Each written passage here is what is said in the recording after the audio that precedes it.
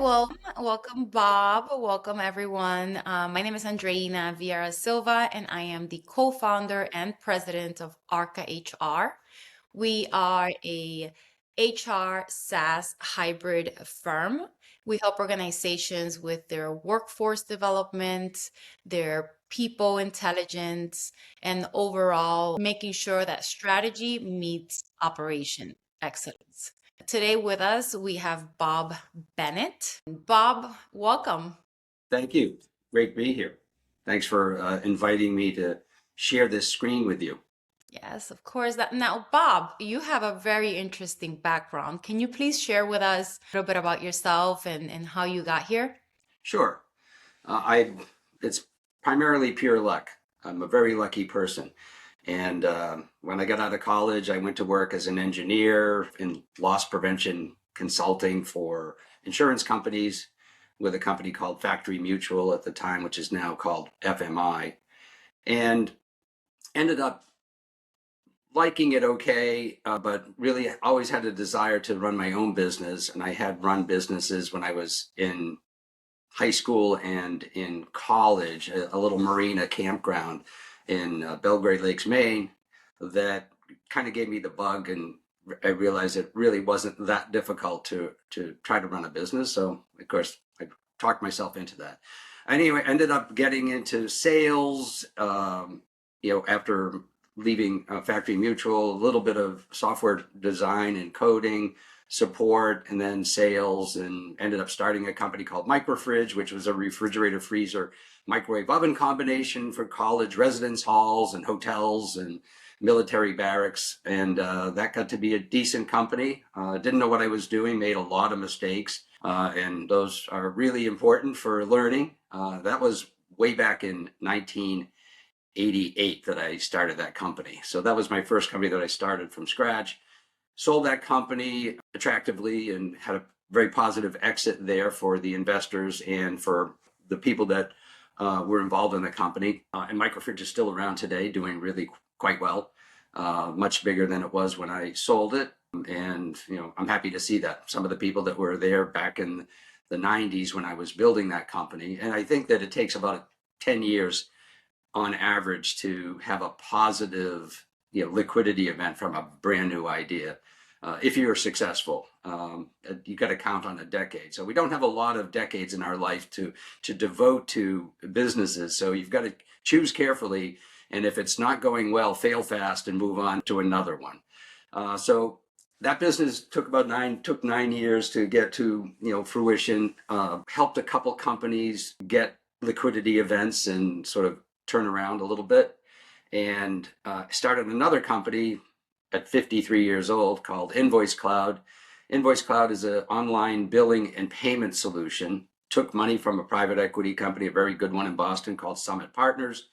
We took that money with a business thesis that we could help other companies grow more quickly through our strategies on go-to-market and our payments domain expertise, electronic payment domain expertise. We bought a few companies, ended up growing them very quickly. They ended up growing really quickly, and we ended up with a pretty big company that went public in September of 2021 at the peak of the bubble. Found that to be an interesting ride. We actually did meet or beat our guidance for, I think, 8 or 9 consecutive quarters, and ended up doing a take private with a large software private equity firm that's called Vista Equity Partners. It's very successful and really a really great partner. And that all turned out really well. I retired theoretically a couple of years ago. Now I help other companies, primarily in entrepreneurs from disadvantaged communities, and I'm having a good time. Have learned a lot along the way, and I'm happy to share it because what else am I going to do, right? That's great. Thank you, Bob, for sharing a little bit about your background. When Bob's gives me an advice, I take it. I feel so blessed to be able to have someone such as Bob that has seen it all, right? And has the true experience and that now really wants to help minority business owners, disadvantaged business owners. So thank you, Bob, for all of your advice and your help. I actually started I got my entrepreneurship bug when I was in my early 20s. And I started with writing. My first consultancy was in writing business plans for restaurants. But I still, had to make it work financially. So I had my 9 to 5, and on nights and weekends, I would help restaurants strengthen their efficiencies. So, Bob, today's segment, we want to talk about building organizations with A players. You often talk about the A players, which I've never even thought of our employees in as any type of players per se. So I really love how you and I'm a big basketball fan, so I love how you frame that towards the A player, the B player. So let me ask you a couple of questions in regards to building organizations with A players. Bob, in your experience building successful companies, how much of building A players is actually a leadership responsibility rather than a recurring problem? So A players, I mean, let's an organization, whether it's a company or service organization, a manufacturer or a product organization or a nonprofit, organizations are simply groups of people. I mean, that's it. So it all begins with the people. And if you, if you have, you know, decent people, you'll have a decent company. If you have good people, you have a good company, or you at least have the opportunity to have a good company. But if you want a great company, you have to have great people. Now, I didn't really realize this. In my first company, I was bootstrapping and trying to add people to help scale a business. And I didn't think about A players versus B players. Just like you, most of us, we just kind of get in there and we're moving. We're just flying, and it's every day is a new adventure and a new problem to solve.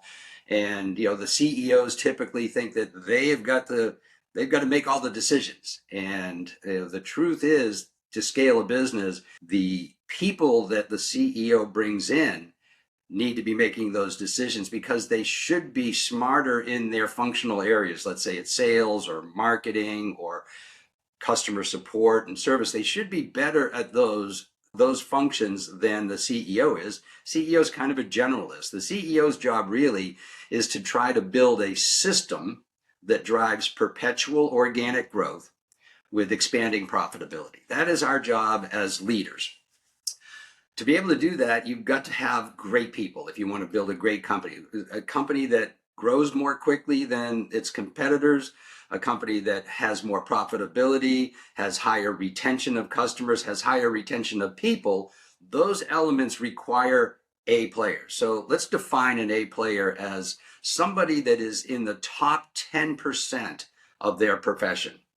So that's 90% won't be acceptable.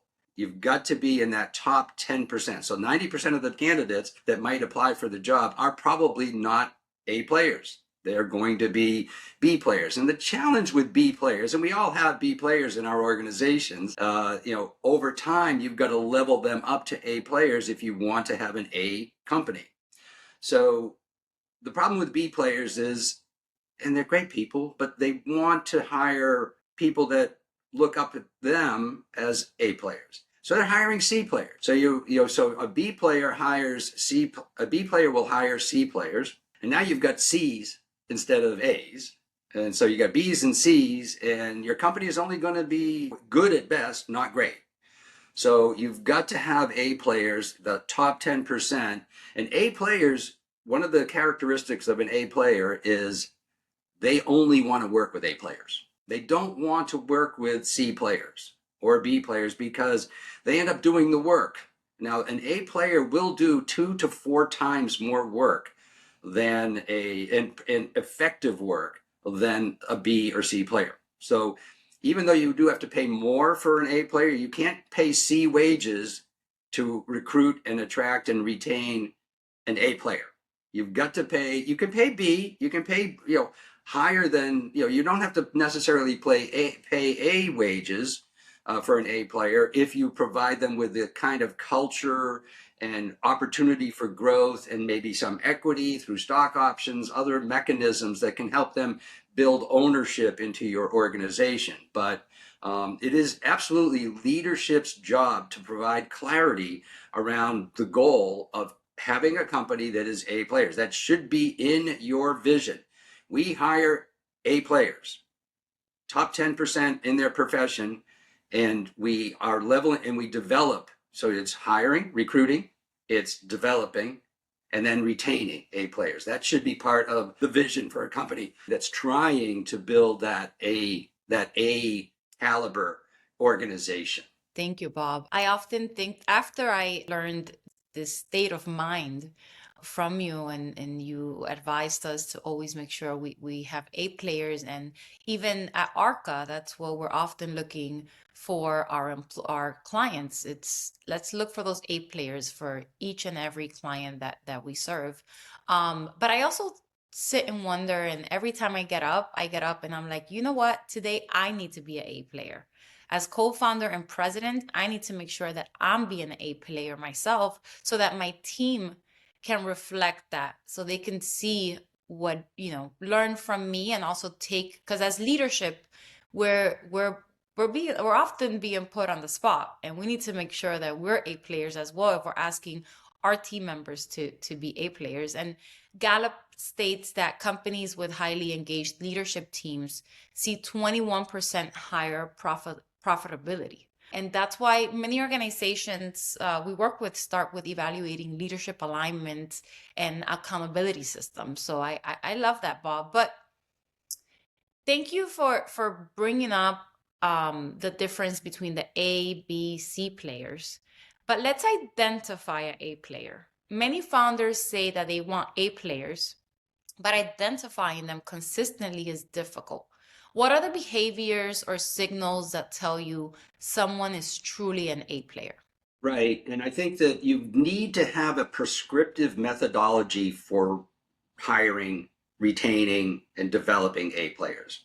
We tend to use, and I know that Arka HR uses the Who book strategy to create scorecards. So to start, a recruiting or a recruiter or hiring manager, for them to be able to, in the companies that I work with, for those people that say they need somebody, for them to actually hire that candidate, they have to start with a scorecard. And that scorecard provides what the expectations are, very specific, clear expectations of what you're looking for in the first 30 days, first 60 days, first 90 days, and then what you expect every month to be delivered by that candidate, by that job position, if you will, or that A player.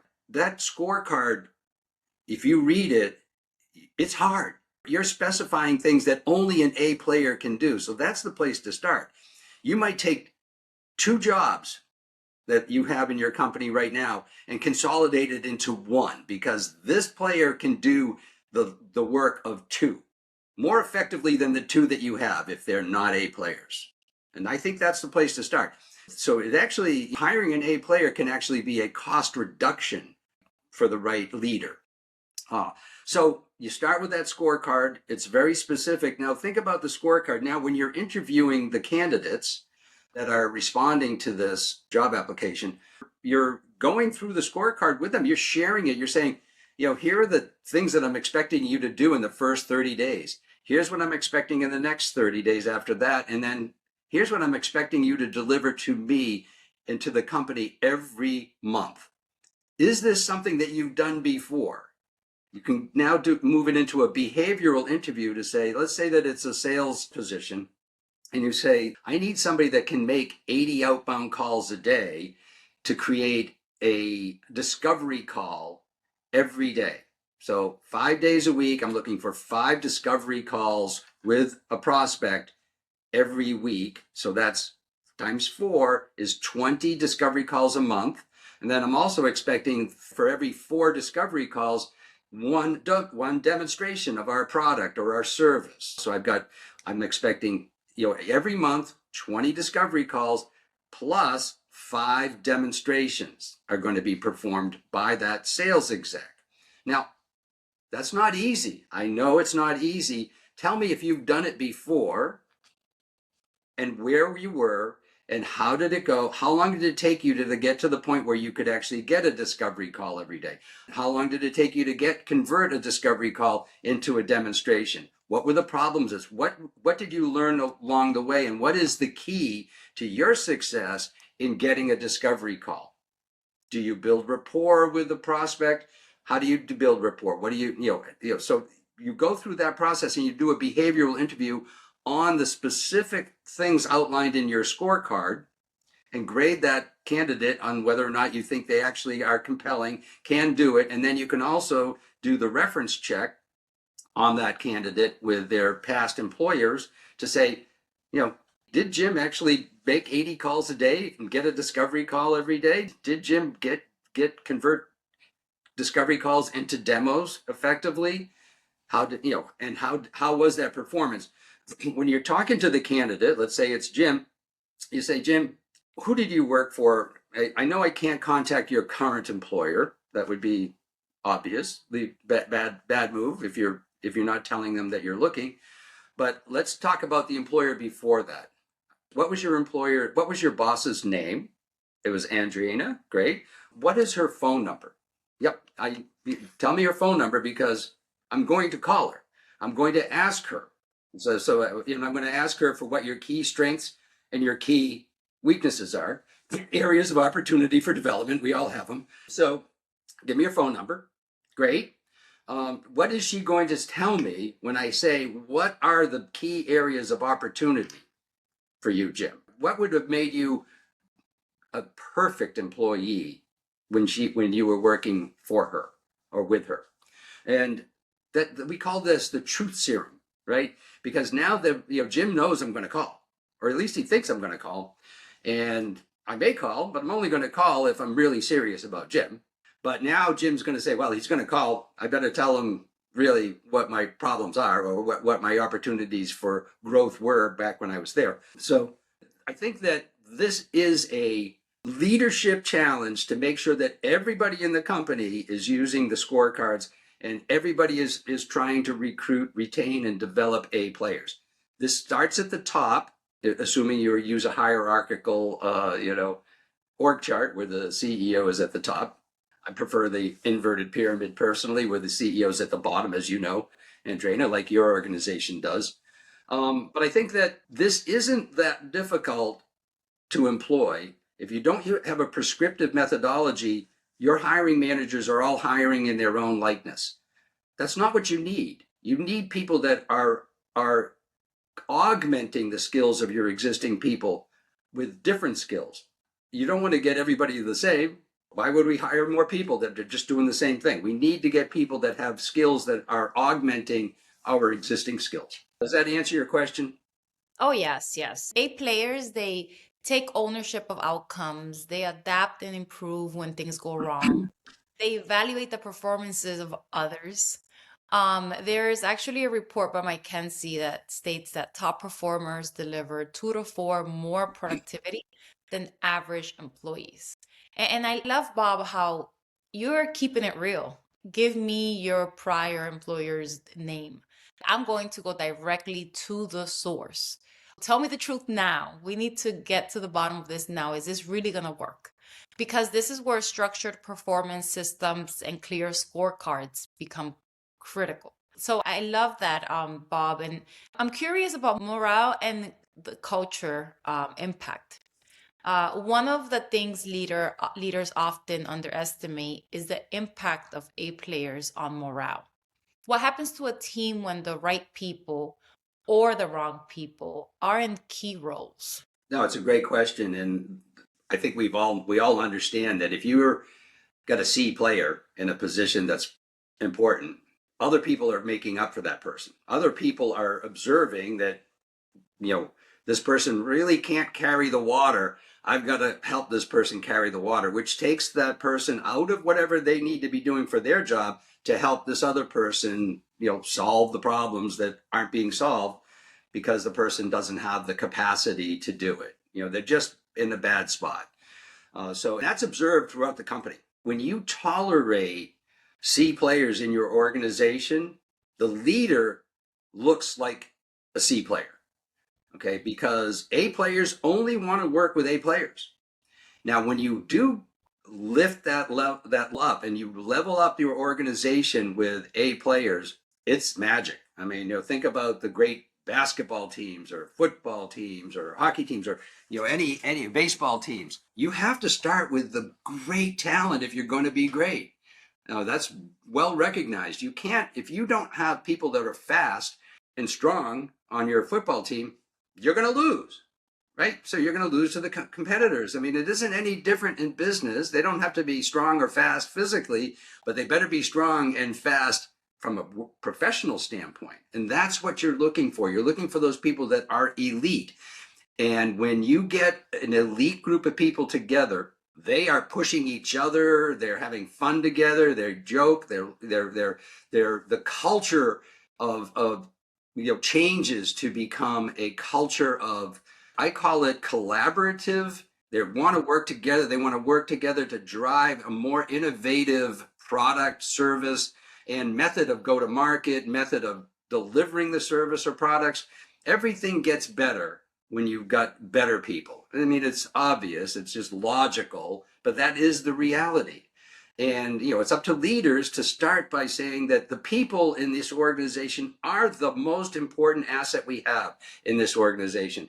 That's why we are so careful to only bring on A players. And when we recognize that we've got somebody that isn't an A player, we've got to move quickly to replace that person. It just has to be done. It's the hardest thing we do. So that's why you have to hire slowly, be sure, try to be sure, but you're never really quite sure. Let's face it. Now, you bring on somebody, you can't tolerate weakness in the organization because it's observed by the rest of the company. It's like, why are we carrying this person, Jim, all the time? Because Jim isn't getting it done. He hasn't got a single discovery call in 3 months. What? He was supposed to get one a day. What? We got to move on from Jim. We got to find somebody that can get discovery calls. Yes. And also, A players motivate people around them, while B players often require motivation. And So there's true. yes, and high performing teams generate up to 23% higher profitability. This is why talent decisions are not only HR decisions, they're business performance decisions. So let's now talk about systems and individual talent.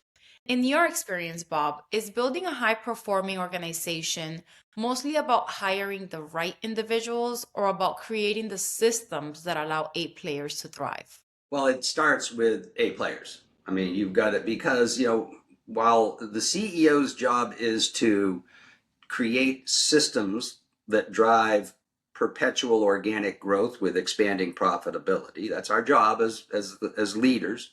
Everybody's job, all the leaders, everybody, not just the CEO, the HR professional, the marketing professional. All of our job is to build these systems. But if you're building system, if I'm building a football team and I have a great offensive coordinator that can create tremendous creative plays for passing and running and blocking and all. If you don't have the players that can execute it, you're not going to win. I mean, you might do better than you would have if you didn't have that offensive coordinator, but it starts with A players. You've got to have the A players, and that's the place to focus. And you've got to look at your organization and really, I like to use the keeper test. When I visit an organization, the keeper test is very simple.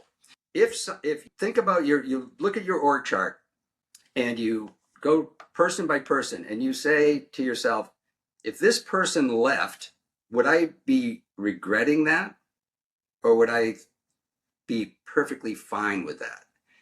Because I can do better. I can hire somebody that's better than that. That's the keeper test. If the answer is I would be okay with this person left, you get the wrong person there. You've got to have, that's not an A player. If it's an A player, you're like, oh my God, I can't lose that person, right? Mhm. So you've got to do everything. And that person knows it, hopefully. And that person wants you to get rid of the people that aren't maintaining it. They might be very nice people, but this is a business. this isn't, schoolyard. This isn't recess. This is work, not play. Both are Yes. four-letter words. Yes, I love that. And I've read a Harvard Business Review research the other day that said that clear goals and accountability frameworks increase productivity by 20 to 25%. And that's why many organizations begin by evaluating their leadership systems, accountability structure, and talent strategy. And it's true. We're here, we need to evaluate. And I have heard some entrepreneurs, CEOs say that they don't even want to know. So if you don't want to know, you have a real problem. What are some advice that you may have for founders and CEOs listening today? If they want to build an organization filled with A players, what are the first two or three changes they should focus on right now? So I think that again, as a building a system that drives growth and profitability needs to be documented.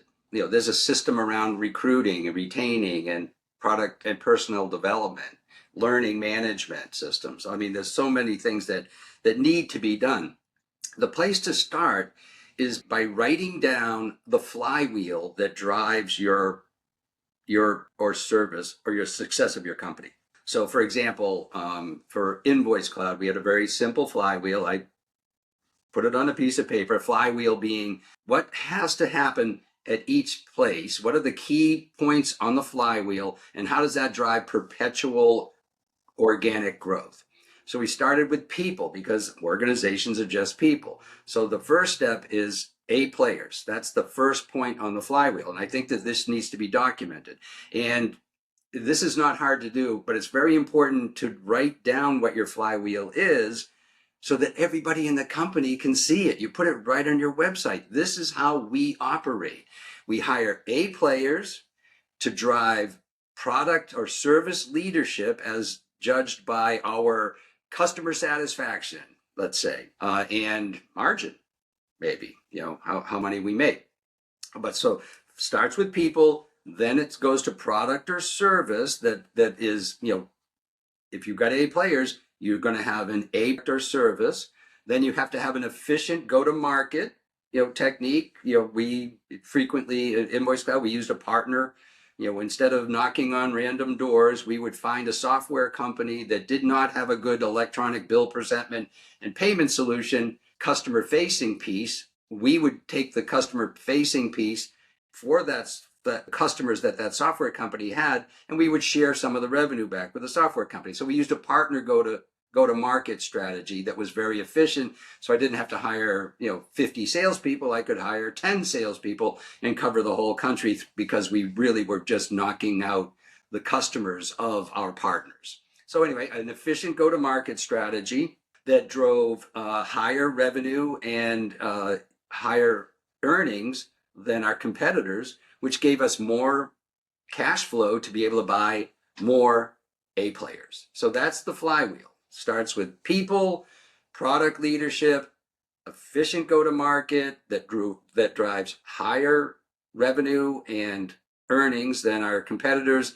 that gave us more money to go right back to the top of the flywheel and hire more A players. So that flywheel, and there's lots of flywheels. Anybody's interested. Jim Collins, a famous author, businessman, and also author that wrote Good to Great, Great Choice, has if you look up Jim Collins flywheels, you'll see dozens of flywheels and as examples. Amazon's got a very simple flywheel, and but writing this down, documenting it, and showing everybody everybody in the company can see where they fit. Oh, I'm in the go-to-market piece. Oh, I'm in the hiring. I'm in the recruiter. I'm in HR.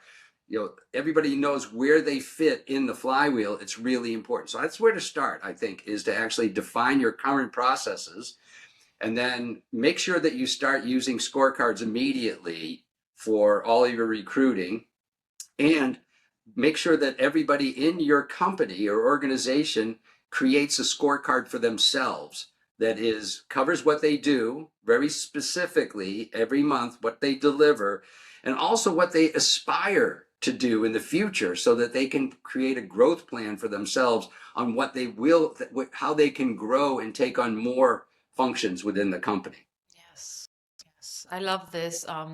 Ultimately, companies that align leadership, performance systems, and talent strategy outperform competitors significantly. And organizations with strong people strategies can achieve up to 3 times revenue growth compared to peers. So, Bob, thank you so much for giving us your winning playbook. It's definitely something that we utilize, and we're constantly winning because of it. Because at the end of the day, building organizations with A players is why we're in business, right? We're in business to win, to succeed. And we don't have time to continue to have an organization full with anything but the A players. And we need to make sure as leaders ourselves that we're also always on our A game. So thank you, Bob. Any last minute? It's my pleasure. I just want to underscore what you said about making sure that we are holding each other and all the leadership and everybody in the company hold ourselves accountable to be A players. Remember that you start with before you hire somebody is also a great performance management tool on the other side of the hire. You can go back and say, hey, Jim, remember our interview? Remember the scorecard where we said we need a discovery call every day, you to produce a discovery call every day, and by making 80 outbound calls, let's go review the scorecard. Now that you've been here for a month or two, let's go review it and see how we're doing against that scorecard, because you were quite confident that you were going to be able to do this. Let's see how we're doing. And now you use that as a performance management tool as a wake up call if they need it, or as a reassurance that says, you know what, you said you could do it. You are doing it. Congratulations. That's great. You're an A player. Help us find more people like you. Who is like you that can do what you're doing so that we can now bump another, get another sales exec like you in here so that we can continue to thrive and grow. I actually changed. I happen to manage the business development division at Arka, and I changed our business development team meetings, the name of it, to Obsessed with Winning meeting. Because at the end, we're all here to win. And who doesn't want to win, right? Right? We need to hold each other accountable and push each other forward, and then celebrate our wins. So thank you, Bob. I'm celebrating now that you were able to give us this amazing knowledge of yours, knowledge that you've earned throughout the years. Your successes are proven successes, and we want to make sure that we're listening to the right folks, and you're definitely one of them. So thank you, Bob, for this time and for sharing your wisdom. And I hope that everyone listening pay close attention, take notes, go do the work. We're giving you the playbook. We're handing it to you. Now it's up to you to go do something about it. So thank you. Or get in touch with Arca to help you design your human resources positions, organization to improve the hiring, improve the retention of your employees, improve their professional development, and they do what they do. This is what they do. So they're proven. Yes, yes. Stop guessing and work with the professionals to get this done and done right. So thank you, Bob. Yes, Pleasure. reach out Arca HR. Information is below, website, and how you can get in contact with us if you want to learn more about A players, building an A team, and putting together those scorecards and making sure that we're recruiting the right way. It'll definitely save on performance, on your review. It'll be the revenue. At the end of the day, we want to make sure that you're succeeding and that you're winning. And that's what we're here to do. Thank you. Thank you.